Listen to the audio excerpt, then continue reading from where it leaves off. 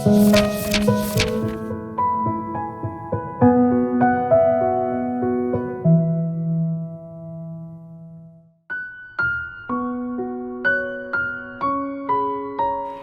그림은 환영일까요? 현실일까요?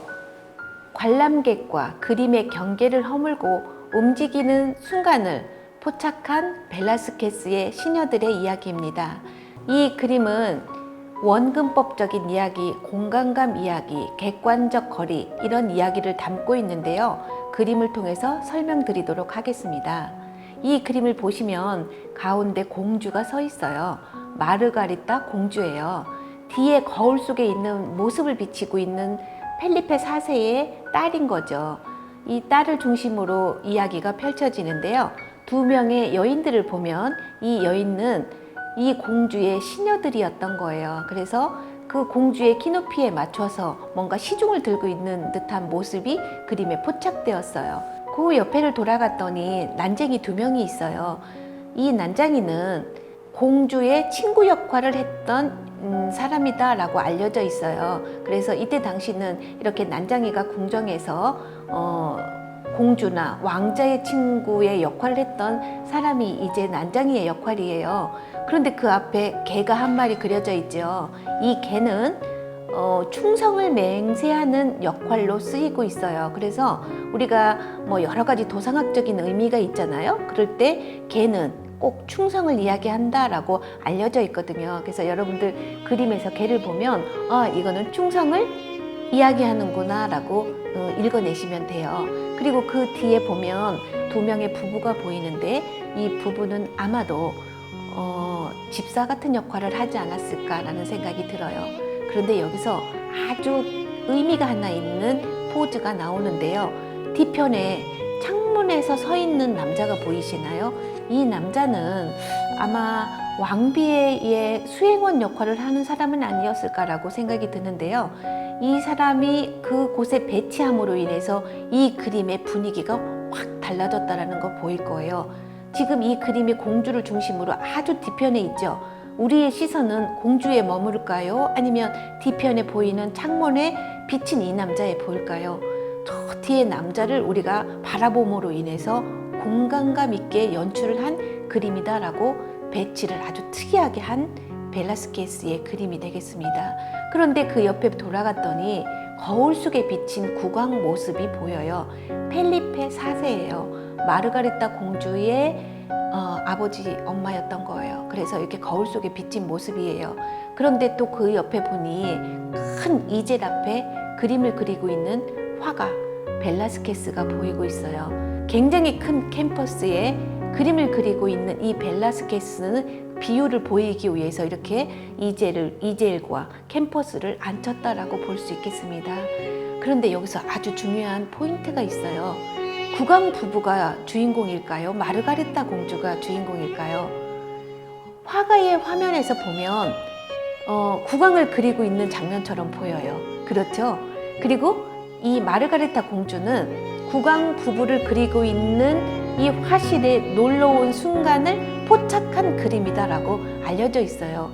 그런데도 불구하고 왜 국왕은 주인공으로 보이지 않고 저 멀리 보이는 거울 속에 등장할까요? 참 아이러니하죠. 이렇게 벨라스케스는 국왕 부부를 그리면서 우리가 바라보고 있는 이 장면을 그림으로 그렸던 최초의 새로운 기법들을 표현했다라고 알려져 있는 거예요. 그런데 이렇게 국왕 부부는 왜 이렇게 그럼 작게 그렸을까라고 보았더니 인생 무상 아니면 권력에 대한 무상을 표현했던 그림은 아니었을까 하는 생각이 들어요. 벨라스케스는 이 그림에서도 자기 존재를 좀 나타나고 싶었던 것 같아요. 이렇게 화면 속에 등장하는 자기의 모습에 옷에 보면 이렇게 빨강색으로 기사의 그 그림이 그려져 있는데요.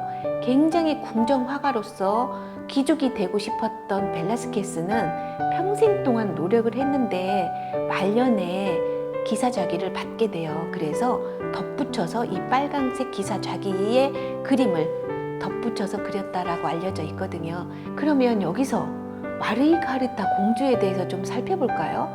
마르가리타 공주는 2살 때 오스트리아와 벽을 맺게 되어지는데요. 이때 사진기가 없었기 때문에 벨라스케스가 여러 편의 그림을 그려서 보냈다라고 알려져 있어요.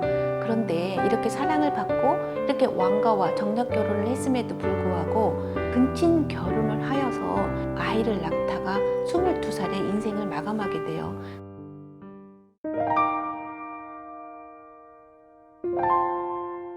(22세의) 젊은 나이에 사망했던 마르가리타는 벨라스케이스의 초상화나 나 외에도 여러 사람의 되뇌에 박혀 지금까지 영감을 주는 것일까요?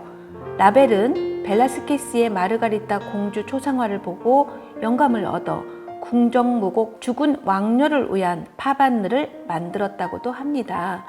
그 외에도 현대의 화가들에게 영감을 주어 패러디 작품이 많이 나오는데요. 피카소, 위스킨 같은 많은 화가들이 패러디한 것을 볼 수가 있겠습니다.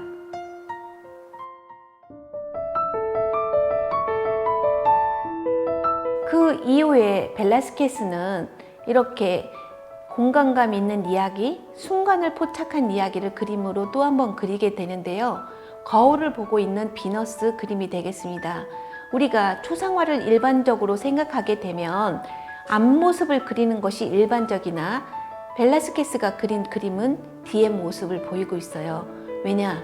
거울 속에 있는 모습을 우리가 관람자로 바라보라고 하는 측면의 이야기가 되겠죠. 이렇게 벨라스케스는 특별함의 배치가 오늘날에게도 영향을 주었다라고 알려져 있죠. 이 그림 좀 더 살펴볼까요? 거울 속에 비친 비너스의 얼굴이 구두가 맞진 않아요. 그럼에도 불구하고 거울을 보고 있는 듯한 비너스를 거울 속에 비치게 그렸다라는 것이 벨라스케스의 특별함이 되겠고요. 이렇게 커튼이 쳐져 있는 걸로 보아서 굉장히 관능적인 이미지를 그리고 싶었던 벨라스케스의 거울을 보는 비너스가 되겠습니다.